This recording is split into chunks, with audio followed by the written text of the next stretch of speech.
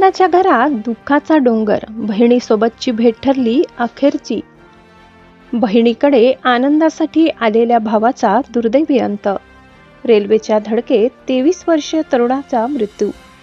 नमस्कार, आपण पाहतात परिवर्तन 24 न्यूज। नंदुरबार जिल्ह्यातील नवापूर तालुक्यातून एक हृदय पिळवटून टाकणारी घटना समोर आली आहे। बहिणीकडे जावळ कार्यक्रमासाठी आलेल्या भावाचा रेल्वेच्या धडकेत दुर्दैवी मृत्यू झाल्याने संपूर्ण परिसरात शोककळा पसरली आहे।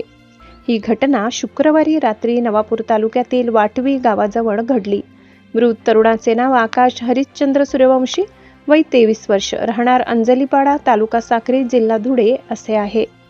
मिळालेल्या माहितीनुसार रात्री सुमारे 9 वाजेच्या सुमारास वाटवी गावाजवळील रेल्वे मार्गावर एक युवक गंभीर जखमी अवस्थेत पडलेला असल्याची माहिती सामाजिक कार्यकर्ते दौलतप्पा कोकणी यांना मिळाली।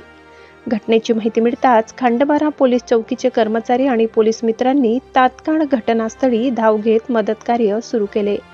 जखमी अवस्थेतील आकाशला तातडीने खंडबारा ग्रामीण रुग्णालयात दाखल करण्यात आले, मात्र डॉक्टरांनी तपासणीनंतर त्याला मृत घोषित केले।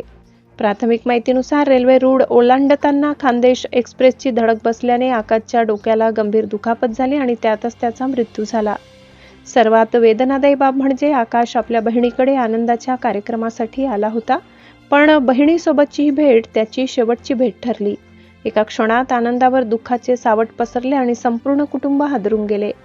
या घटनेनंतर ग्रामीण रुग्णालयात नातेवाईकांनी मोठी गर्दी केली होती। शवविच्छेदनानंतर मृतदेह नातेवाईकांच्या ताब्यात देण्यात आला असून पुढील तपास पोलीस करत आहेत।